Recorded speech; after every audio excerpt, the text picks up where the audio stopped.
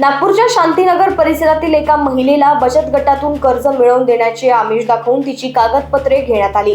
आरोपींनी बँक खाते उघडून सिम कार्डही काढून दिले। काही दिवसांनी महिलेला डेबिट कार्ड मिळाल्यानंतर खात्यात तिचा संबंध नसलेल्या व्यक्तींकडून सुमारे 17 ते 18 लाख रुपयांचे व्यवहार झाल्याचे उघड झाले। या प्रकरणी गुन्हा दाखल करण्यात आला असून बनावट म्यूल अकाउंट तयार करून सायबर फसवणूक केल्याचा संशय आहे।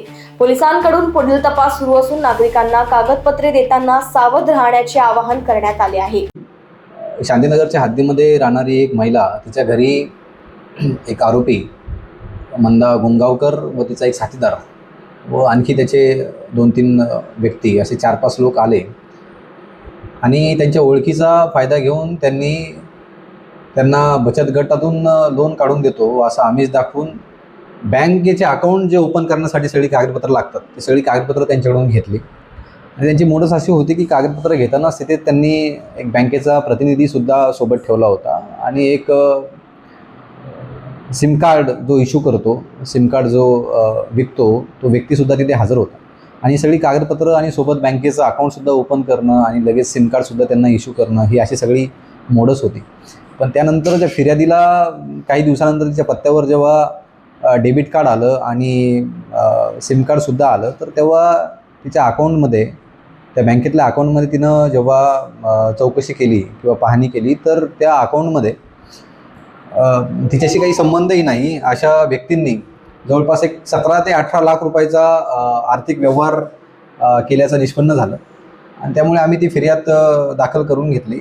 या सगळ्या जो तपास आता सध्या चालू आहे, वेगवेगळ्या पोलीस स्टेशनमध्ये गुन्हा दाखल झालेला आहे। तर प्रथमदर्शनी याच्यामध्ये असं दिसून येतं की बोगस म्यूल अकाउंट्स तयार करणं आणि ह्या म्यूल अकाउंट्सचा वापर करून मोठ्या प्रमाणामध्ये सायबर क्राईम घडून आणणं आणि त्याच्यामधून आर्थिक फसवणूक करणं हा या आरोपींचा मोडस आहे आणि याच्यानुसार आपण गुन्हा दाखल करून आता तपास करीत आहोत।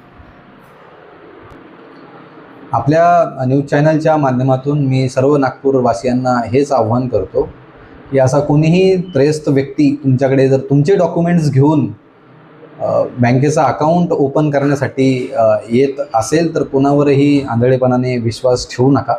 तुमचा कागदपत्रांचा आणि तुमच्या खाजगी डिटेल्सचा गैरफायदा हा अशा प्रकारे होऊ शकतो। त्याच्यामुळे माझं आव्हान हेच राहील की कोणाकडेही आपली वैयक्तिक आणि खाजगी कागदपत्र अंधविश्वास ठेवून किंवा भरोसा ठेवून देऊ नका। तसेच तुम्हाला असे काहीही गैरप्रकार आढळून आल्यास त्वरित पोलिसाशी, जवळच्या पोलीस स्टेशनशी संपर्क साधा आणि तुमच्या अकाउंटमधून जर काही पैसे गेल्याचे किंवा अकाउंटमधून पैसे डेबिट झाल्याचे तुम्हाला दिसून आले, तात्काळ जी सायबर हेल्पलाईन आहे 1930 यावर संपर्क साधून तुम्ही तुमची तक्रार रेज करू शकता। लोकवाहिनी मीडियासाठी विशाल बंबडवार यांची रिपोर्ट, नागपूर।